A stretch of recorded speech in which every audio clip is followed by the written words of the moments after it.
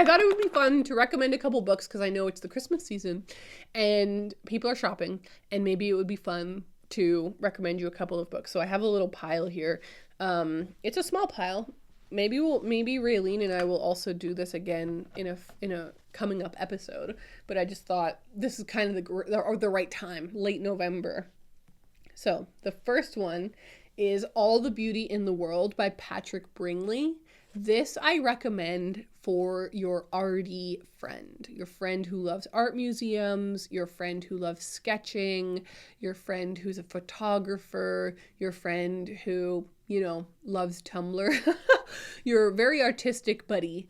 I really think that they would love this book. It is a memoir from Patrick Bringley, who was a guard at the Metropolitan Museum of Art in New York City. And it's stunning. It's also an exploration of grief. He becomes a guard because of his brother's death. And it's this beautiful look at human endeavor and human art and this really interesting job as well. All right. For the kid in your life, if you have a kid or a niece or a nephew or something, and you want to get them a really neat book, but you don't want it to be too hard to read, I really recommend Yi by Guillermo Petreca. This is the story of Yi, who is a boy who doesn't speak. And he goes on this really big adventure to try and find a witch to help him speak again, basically. And it's a really, really stunning book. Like, the art is just unbelievable. I think it's I was about to say a feast for the eyes. Who do I think I am? A feast for the eyes? But I do think that it's so pretty. It's such a beautiful book. But also the story is really fun and really interesting. So super recommend that one. All right. The next one is for your friend who loves poetry, or a friend you think would like poetry, and it is Please Do Not Touch This Exhibit by Jen Campbell. I am friends with Jen Campbell, I guess I should say, but I loved her other books. I've read a bunch of her books, and I always enjoy them, but this one really, really hit me. Like, it's stunning.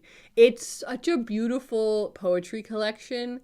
And as it says on the back, it explores the topics of disability, storytelling, and the process of mythologizing trauma. There's reflections on her life as a disabled person, but also on her, her journey with IVF. So there's so many things that you can feel, like you really feel the power of this book. But she's just such a fantastic writer. And I love this collection. And I hope more people pick it up because it's incredible. It's incredible. All right. My last pick is for your spooky friend, your goth buddy, someone who you think has lunar energy. It's definitely for a lunar energy person. And that is The True Deceiver by Tove Jansson. No, Tove Jansson is how it's pronounced. This is the story of our main character. I want to say her name is Katri. It's just Katri, who lives with her brother in this very, very remote and snowy village up in Scandinavia. Is it Sweden or is it Finland? I always get confused with our girl Tuve, which one she's from, and I should just remember, but it always slips my mind.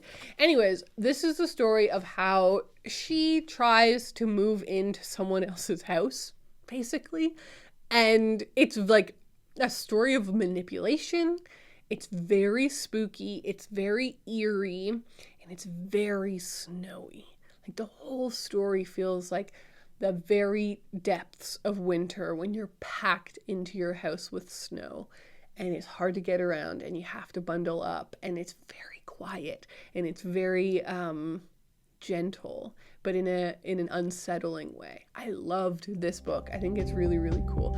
So I recommend that one.